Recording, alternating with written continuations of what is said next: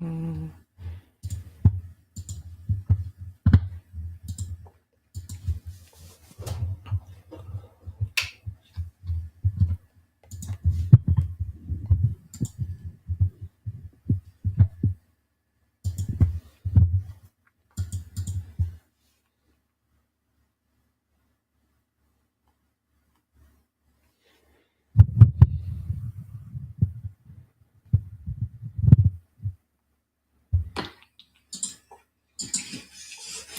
What's up, guys? Hey, just getting the trying to get this stream going. I don't see it on my end yet, but looks like we are live. So let's see. Here we go.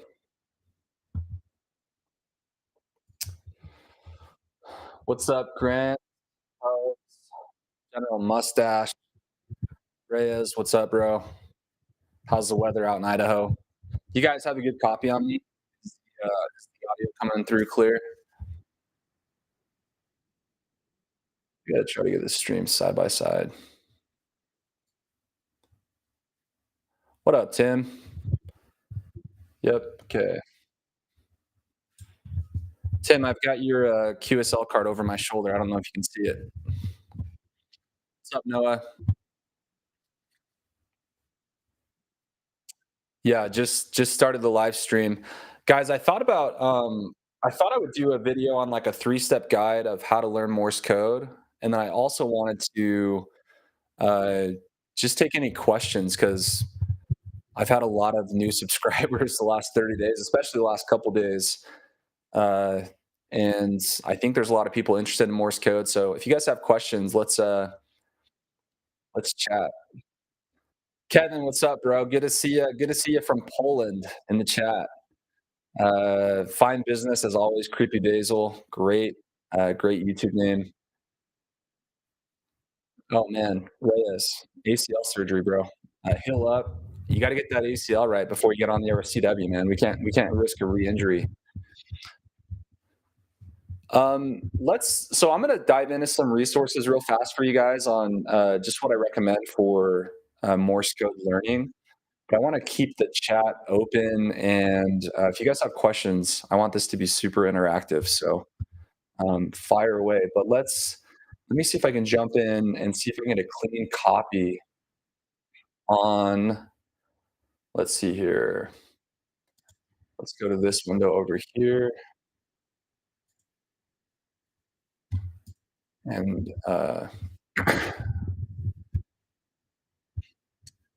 yeah. So Noah, definitely just focus on getting your tech license. The first step's getting your amateur radio call sign.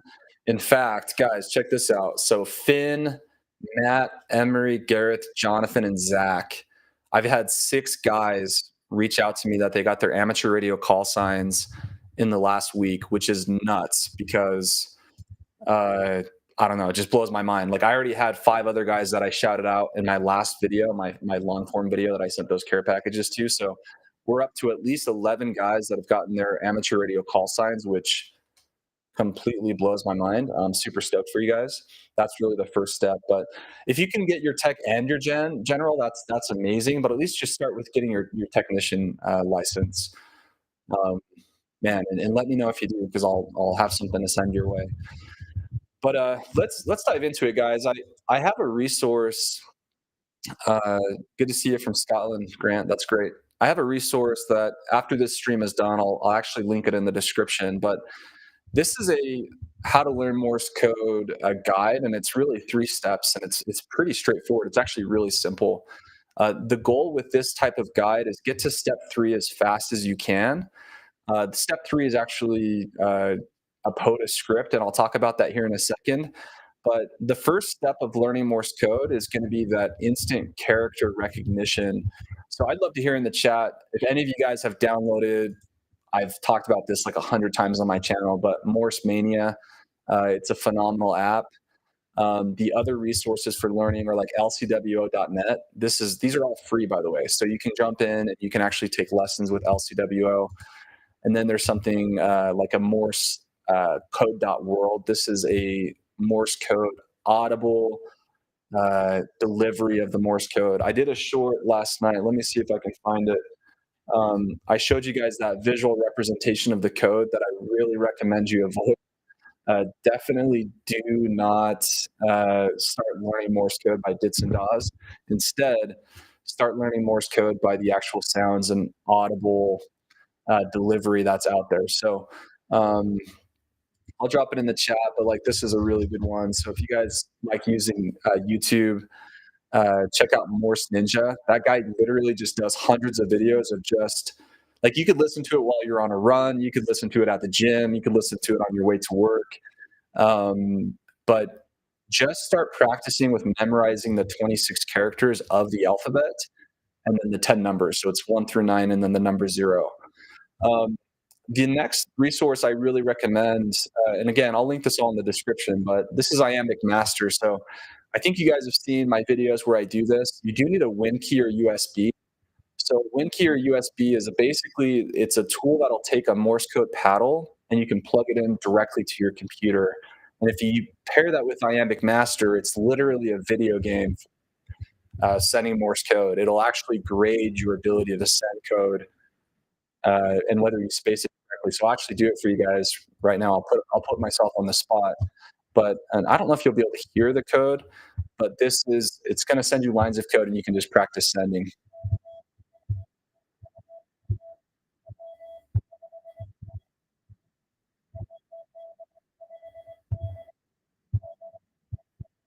Ooh, I didn't space it right. But that's actually a really good example. So it'll give you that type of feedback. Generally, you want to avoid decoders, but where a decoder is actually very helpful is for you to be able to see if you're spacing your code well, because that's how the person on the other end is receiving your code. And if it's not spaced well, then it can get really, really confusing. But the other thing, you don't have to get a WinKeyer. This is, by the way, I have no relationships with any of these guys, but I just like WinKeyer because one, I love iambic master. That's how I got really proficient at sending fast Morse code. But then two, uh, I also use it for contesting and other forms of Morse code. But I would tell you guys, you don't need to spend 139. You can find like a Ham Cube Mini. This is a little practice oscillator you guys see in my videos all the time, and this is like 60 bucks on eBay. Just try to find one with good reviews or a trusted source. I did have somebody email me recently that theirs was like, I almost feel like it was like Korean code or something, and like wasn't working. I don't know if they ever got it figured out. So again, I hope this is a resource people can come back to, but it's gain your proficiency with instant character recognition through LCWO. Reyes, I know you said you like LCWO. TJ, what's up, bro? Good to see you in the chat. Big time DXer. Go check out TJ's channel, guys. Um, oh, sweet. I'm glad that Paul KJ7DT let you borrow his Morserino. Morserinos are sweet. But step one, instant character recognition, memorize the code. Step two, practice sending the code. Receiving and sending code are two very different skills.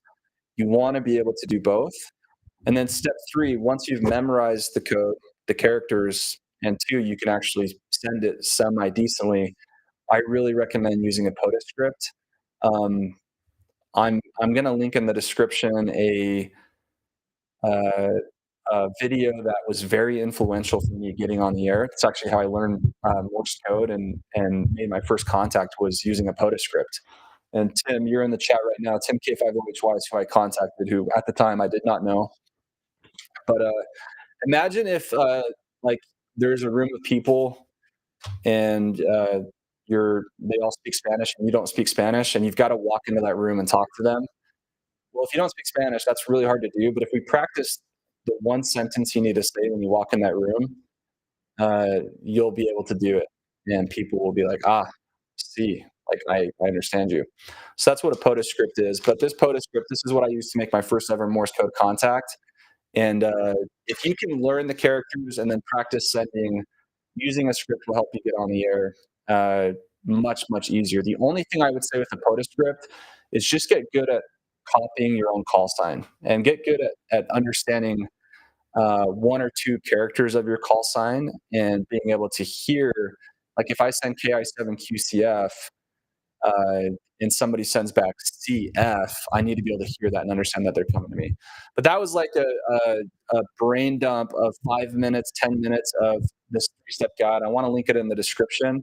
Man, I'd love to take any questions. It looks like we have like 30 plus people in the chat. So if you guys have any questions, or I'd love to just hear how your experience is going with learning Morse code.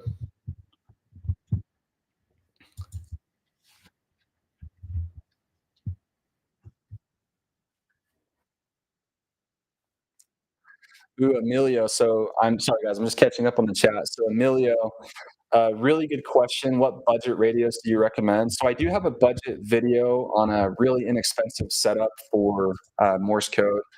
I'll show you guys this, but this is the QRP Labs QMX. This is definitely the radio that I recommend from like an entry level budget standpoint. The QMX is a 5-band transceiver, and it can be purchased as a kit or assembled. I actually bought it assembled, but at the time, this is a year ago, they had like a 5-month wait list. I've heard that that wait list is down to about 4 weeks, which is real. That sounds long, but that's really good for them because they have such a crazy backlog. So while I was waiting for my assembled unit, I actually built 2 kits because they ship the kits right away if you're willing to build. No, I think the QRP Labs QMX is a phenomenal entry level transceiver. It's around $100, which is like the best bang for your buck you're going to find in this hobby. Um, I had never built before, so I built my first radio. It was the QMX. It's not easy, but it's definitely not something that you can't do if you're willing to try building. The reason I say that is the instructions are so good. So think about like the worst piece of furniture you've ever built, or even down to basic Legos. If the instructions are really really good, you can pull it off. And I actually think that QMX is a great option for that. But if you don't want to build, just get it assembled. Um, Dude, yeah, TJ. So that was so critical to me. I actually asked, so TJ K9KJ, you said, remember my first and second step. Learn to send your call sign as fast as possible, and learn to recognize your call sign at a rate of as high a speed as you can. TJ, on my channel, I asked the question. I did a poll. Should you QRS and POTA? I'm not going to get into that in this live stream, but what QRS means is should you slow down a ton to the person that's sending to you? And the answer to that simple answer is yes, you should. But TJ, my as a hunter, when I was a brand new Morse code op, because you had told me to get really good at copying my call sign even at extreme speeds, I never once needed a POTA activator to slow down for me. Even when I was brand new, I never needed them to slow down because I had the script and I was able to copy my call sign at astronomical speeds. I knew what KI7QCF sounded like. I knew what CF sounded like. Even if there was a slight delay, I would catch, oh, yeah, he's coming back to me. So, yeah, that's like step one is if you're not even going to get very good at copying code, you can do POTA the rest of your life and have a blast. Just be very good at copying your call sign as far as POTA hunting goes. Eric, glad you love the videos, man. Thanks for being in the chat. Christian, what's up, dude? I went for low budget, high difficulty uh, QMX. How's that build going, Christian? I'd love to hear how that experience has been. Daniel, you got the QMX Plus coming. Mine's just off camera here. I could pull it out, but I love the QMX.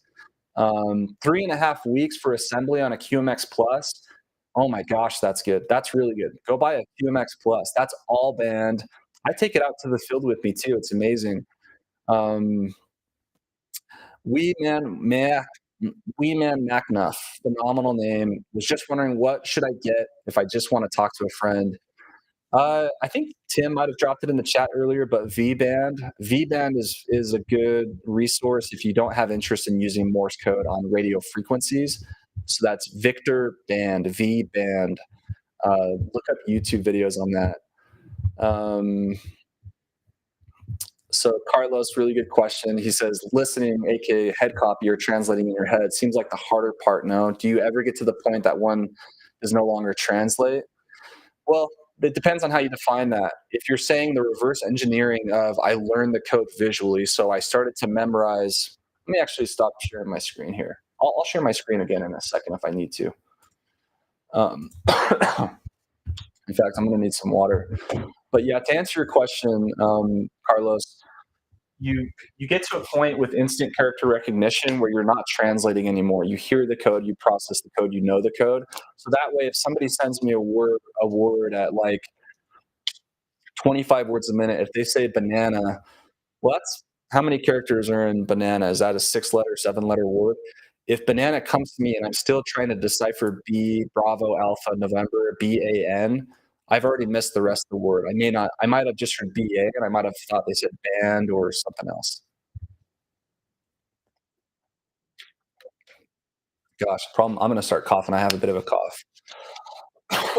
Um, Ooh, Joe, as a starter setup, ICOM 9700. It depends on what you want, man. Do you want an HF rig that's for your ham radio shack, or do you want a Philp kit?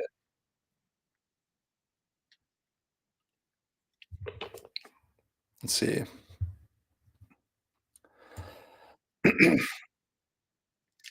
Have I ever talked on the intertie like the local 147.12? I haven't. I've done like no 2 meter work. I would love to start doing 2 meter CW. I'd love to know if you guys do that. If I could have somebody like in my valley on 2 meters that wants to hang out and like chat CW on a repeat, is that even allowed? I don't even think we would do it on a repeater. I think we would do it on a simplex, right? Matt, congrats on the new Hamcube Mini, dude. I love that Hamcube Mini. It rocks. I use it all the time. It's great for videos too because I can. People want to see what I'm sending. Yeah. So, Gilla boy, I understand what you're saying. You copy your call sign, but sometimes the activator sends so much. I wonder what they say to me. It doesn't matter. Your job as the hunter is just to receive your call sign and then give them your RST and your QTH. If a POTA activator asks you for anything else, it's wishful thinking. Sorry, guys, I got a cough. If I say good afternoon, if I say hey, I need you to spot me, if I call you by your name, as an activator, I can say whatever I want. Your obligation to me as a hunter is just to deliver the RST, my signal strength, and your QTH. So uh, I made a video the other day where I blew a bubble and it blew up in my face, and I told the guys like I'm a little sticky. If somebody sent that to me and I was hunting, there's a 99% chance I actually wouldn't copy that because I was like, what are you saying? Like, why are you sending anything outside of the script? Why are you sending anything outside of the exchange? Gosh, I got to get my throat clear. KK7GKG, 16-year-old ham from Salt Lake. Welcome, man. Good to see you. Love finding local hams. I'd love to know, man. Are you learning CW, getting interested in Morse code? Um, W1BXI. Dude, I had a crazy experience yesterday with let me like pull my screen over here actually. So I'm looking at you guys. I had a crazy experience with my activations yesterday. I went to two different parks and I bailed on both in under 10 minutes. And well, the parks were like right next to each other, but one's like in a valley and the other one's like when I come out of, or sorry, one's in like it's like in a canyon and the other one's when I come out. Um, Both parks in under 10 minutes. I called CQ. I could not hit RBN and I had no callers. And I was on a super tight time crunch. So I literally bailed out. That was the first time I went out to go do POTA and I just left the parks. Didn't fail them because I made zero contacts, but that was crazy. Uh, yeah, Joe, if you want a shack radio, man, if you're looking for an HF rig, I actually don't know a ton about the ICOM 9700, so I'm not as proficient there. I have Yaesu radios in my shack. I have the FTDX10, which is phenomenal. People probably think it's not great. I don't give the best representation of this radio because I operate off of noisy verticals. But someday when I have a 4 element beam, I think I'll show people the beauty that is the FTDX10. This radio rocks. The other one, my first radio was an Yaesu FT991A. I like that radio because it was a shack in the box. I had 2 meter, 70 centimeter, as well as HF. I actually still have it, but I have some RF issues with the RFI where I literally cannot transmit in semi break in. I have to have full break in or one or the other. I can't remember. I have a ton of videos on that. Yes, more than one person can activate the same park. TJ, huge plus one. Don't worry about what the activator thinks of your. I want activators and hunters to not like especially activators. I know a lot of guys that are worked up about going out to activate because they're so worried about the hunters and like what the hunters might think, and the hunters might think, "Oh, I suck. I'm not a good op." That was my concern when I first activated. Guys, I'm wearing my Morse code birthday shirt. I activated my first ever POTA park a year ago today. A year ago today was the first time I ever called CQ, and I remember how nervous I was. I was so nervous that day that, oh man, the activators or the hunters, they're gonna be so mad that I suck at CW, that I'm not a very good op. And I learned really quickly that it's my activation. I always say this: it's your activation. Don't be preoccupied with what others think, or um, if you make mistakes. It's Man, I hate that that keeps people from getting on the air with Morse code. We're so preoccupied with what others might think. You can go out to a POTA park and you can do whatever you want, man. Go out there and send Darude Sandstorm. Just kidding. Don't. But it's your pace. It's at your discretion. It's at your leisure. Uh, POTA activating should be something that you should view as very. It's like the most casual form of Morse code on planet Earth. Don't get worked up about POTA.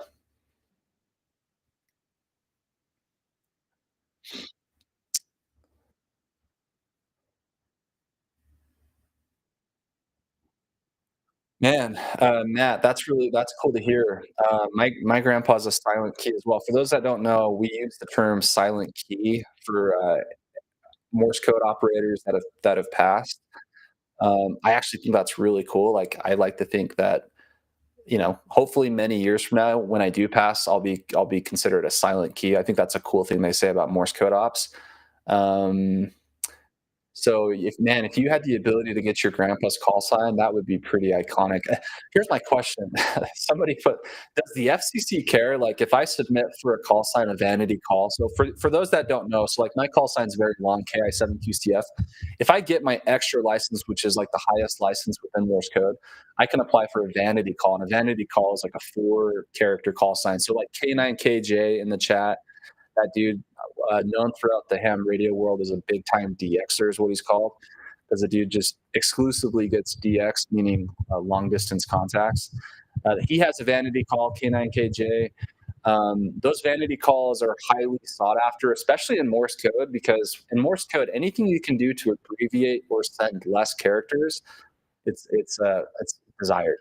I love my call. I don't care that it's long. Deal with it. AI7QCF. But no, I think it would be really cool if the FCC had some type of familial tie to call signs where they could say, "Hey, dude, you're applying for this vanity call that 52 other people want, but this was your grandpa's. You're getting it." Like, that should absolutely be a thing. But knowing how the government works, I highly doubt it. Um, let's see here. Yeah, I don't think this would be a long call sign, but man, I just wanted to go live for a little bit. I'm actually about to head out to activate for my 1 year anniversary of my first activation. Um, I don't want to flex, but let me see. I'm actually gonna share my screen and show you guys. So I was looking at this. This is kind of cool.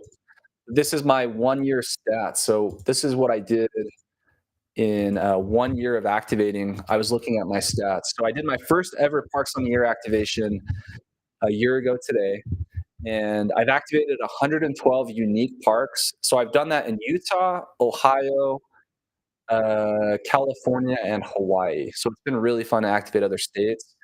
456 activations, so 5 fails. So that's why it's 451 out of 456. 5 times I went out to get 10 contacts, and I didn't. I got 9, or I got 3. And then this is, if you want to know why I've made good progress with Morse code, I still have so far to go, but in 1 year, 12,000 contacts. That's just POTA. So in POTA alone, I've made 1,000 contacts per month. So I want to challenge you guys. If you get your amateur radio call sign and you get on the air with Morse code, make 1,000 contacts a month, and then tell me how you're doing a year later. You're going to be making a lot of progress. And bear in mind, I have thousands of other contacts via other forms of Morse code that aren't parks on the air. Um, but that's been fun to look at and see. I'm so grateful. A year ago, I worked up the courage to get on the air, and It's paid dividends for sure. So just getting caught up on the chat here. Dude, W1BXI, that's so cool that you have your grandpa's call sign. That's amazing. Um, MOZ, so why did I decide to learn Morse code? I didn't. I actually got my amateur radio license in 2017. I think I had passed, like, in passing, heard about Morse code, and I was like, "That's, like," I almost kinda just thought it was dumb. I was like, "Why would I do that? That's, like, an old, antiquated technology." I stumbled upon Morse code by complete coincidence. My uncle actually posted a video of himself doing, Morse code within the Parks on the Air program, and I actually only followed my uncle because he does, flight simulation streaming, so he had, like, a Microsoft Flight Simulator stream that he had, and one day he posted that video, and it actually bugged me that I was like, "What is he doing? How can he understand that?" And really literally from a YouTube video, I, like, bought a straight key, and the rest is history. So, I never decided to learn Morse code, it kinda just ended up on my front door, and the curiosity within me was piqued, and then the rest is history. Um, Thanks, Matt. Yeah, happy to go out and activate, man. I'm super excited for my 1 year anniversary activation. Yeah, yeah, getting your grandpa's call sign is pretty legendary. W1BXL, go check it out, man. That's great. I love when guys have pictures on their QRZ page. So, guys, QRZ is like, think of like MySpace or Facebook for ham radio guys. QRZ is a really cool resource for that.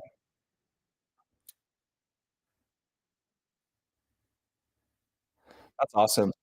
Okay, so Eric, thanks for confirming that, man. So your first call sign was KK4DRT and your dad was N4OMR. You upgraded to general and applied for his call. You were granted it a week later.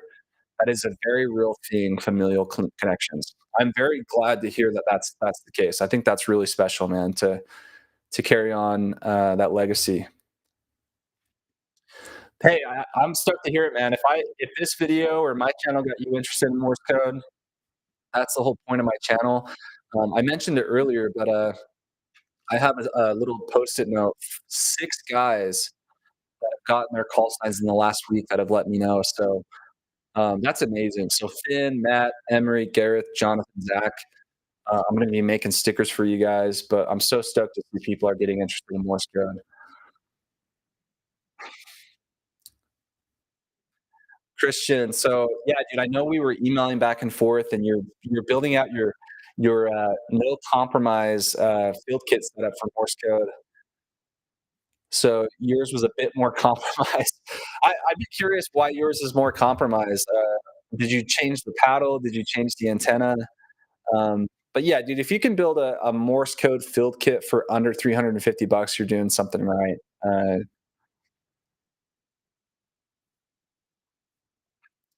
Yeah, Roka. So don't you think you are some kind of exception? Almost nobody at your age cares about Morse code. Yeah, probably. You're right.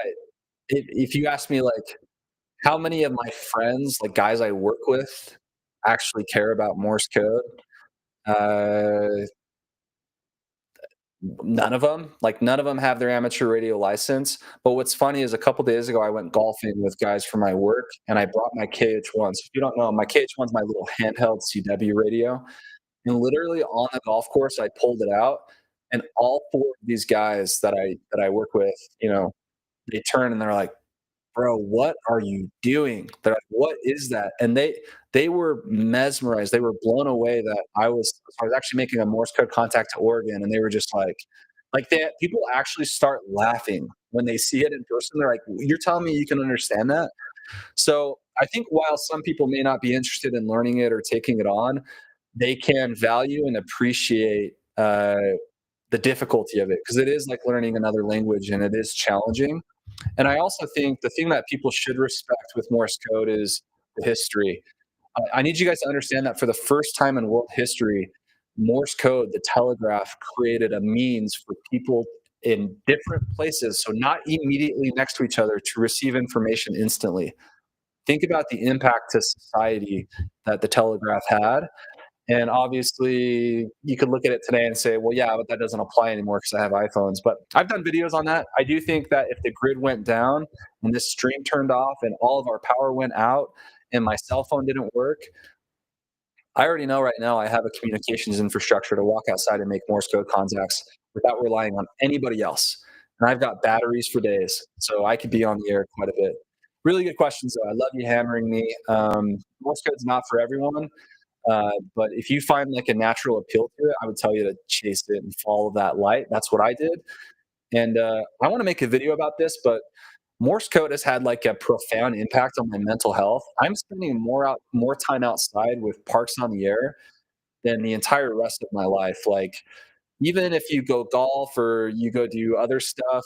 So I had a guy reach out and he was like, "Dude, I love hiking. I feel like Morse code would add value to my hikes." It would add like yeah, dude. Most of my friends that do SOTA, so summits on the air, they were just outdoorsmen that wanted to add an interesting challenge to their excursions. So now they bring little radios with them when they go on a hike and they try to make Morse code contacts, and it just adds a level of difficulty. Uh, I gotta catch up on the chat. I'm way behind. You came across my reel, and so I was live. Thanks for joining, man, and great questions. You're gonna try to get your dad's call sign, Joe. Do it. That's epic.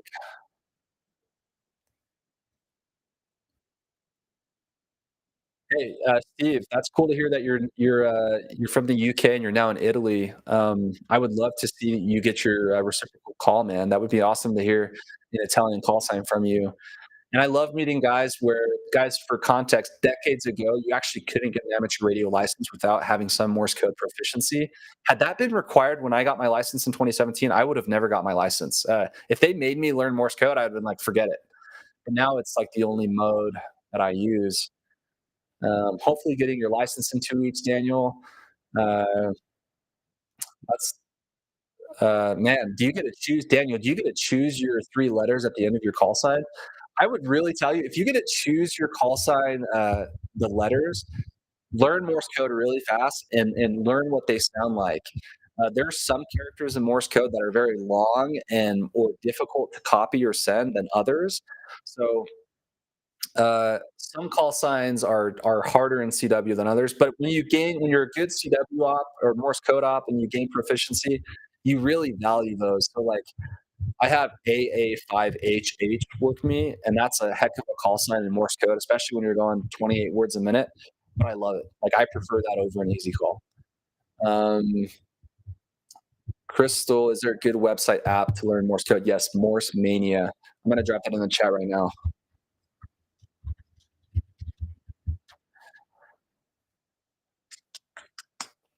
Oh man, I got somebody saying, "How do you say JHSSTEEL?" I don't think you guys would be able to hear my my key if I sent that. I should have my radio plugged in so we can send some Morse code. Uh, yeah, so Noon, good question. How do I have time to work a job and also do parks on the air? So that's a very good question. A lot of guys ask me that are like, dude, how do you activate so often? So the first thing to know is within Utah, we have more POTA parks than pretty much anyone else. There's actually only one state in the United States out of 50 that has more POTA parks than Utah. So for context, I have 6 parks within 10 minutes of my house I can go to. And when I'm running 100 watts, I can make 10 contacts in 10 minutes. So I will go activate every single day, almost every day on my lunch break. So some people go to the gym every single day. I should probably do that. I go and do POTA every day. And frankly, I do POTA for less time than they're at the gym. And I'll often go out in the evening too. But I have that luxury. I'll admit, if I had a POTA park, if my closest park was 45 minutes from me, oh man, that would be brutal. I feel so bad if that's the case for somebody because I'm kind of spoiled. What do I do for a living? Dude, I'm a full-time Morse code operator. No, I work in software sales. I work in software sales. Uh, Hey, Geiker, you found my channel today and you found it really interesting. You're starting to learn the alphabet. Congrats, man. So many people that are new to my channel are learning Morse code, and that makes me super excited. Because if more of you guys learn Morse code, then that means that I have more people to talk to, and I care a lot about that. Anna, you're 20 years old. You want a newbie tutorial. I did so the first, like, 10 minutes of this live stream, I actually did a three-step guide on how to learn Morse code. I should just do a full video on it. Spartan, stoked to hear you're getting your tech license. Congrats, keep studying. I'm actually gonna partner with Ham Radio Prep and get you guys a discount code for using their mobile app. Ham Radio Prep is like think of it as like you're getting your degree in ham radio, like getting your exam passed. There's all this material that they'll actually do full courses and train you hands on, and then they're going to give you practice tests so that when you go do the real thing, you can pass your test. So I'll be doing a video on that here soon. Uh, hey TJ, thanks for the shout out for my rug, bro. That means a ton. Yeah, Daniel, bro. Start researching CW and go pick some letters in CW that are good in Sweden. There are some fine business Swedish ops, Swedish CW ops. You'll fit right in up there, man. CW Ditto. I don't know if I've used CW Ditto. Yeah, so Joe, the POTA.app site, I'll actually drop it in the chat. I don't know if it'll work in a live stream, but this is where you can see the spots. This is the POTA app. Yes, POTA works in Canada. Hey, K5JJD, that's awesome, man. Yeah, Thomas K4SWL, that guy's like my hero, dude. I watched all of his videos when I was learning Morse code, and he was so inspiring to me. He's the reason I use like wire antennas and the reason a big reason I love QRP. He's amazing. And the fact that you're rag chewing, so rag chewing, guys, is conversational CW. That's incredible, man. Good job. So you can transmit 20 words per minute, but can barely receive 3 words per minute. Angela, you need to spend time in Morse Mania and remove the dit and da count from your head. So download the Morse Mania app and start practicing head copy. You'll increase your 3 word per minute speed drastically. Guy named MP. We're gonna wrap up here, guys. I'm actually about to leave to go activate Parks on the Air, but we're gonna wrap here in a minute. Yep, guy named MP. I just recommended the QRP Labs QMX Plus. Uh, Aishin Speed, I actually don't know if military still uses Morse code. My understanding is there are a few remaining, but it's like it's going down drastically from times past.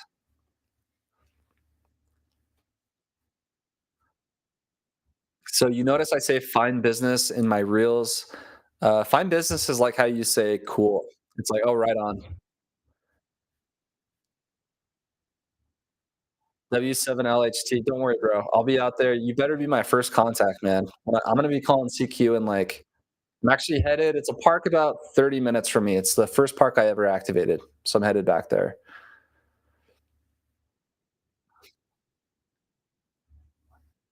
Thanks, man. Appreciate the positive feedback. Glad you guys are liking the channel. Aviation does. Joe, I'd love to hear that. So, how does aviation use Morse code today? That's pretty cool. Chris, good to see you in the chat, dog. Bet. Good to see you, man. Contest in 2 hours. What contest is it? Is it a CW Ops?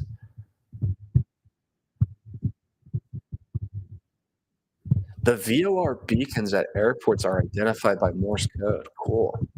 That's very cool. But my uncle John's disappointed in me that I didn't. I should know that. I'm a student. I'm a student pilot with 30 hours. I've soloed an aircraft twice. I need to finish my license.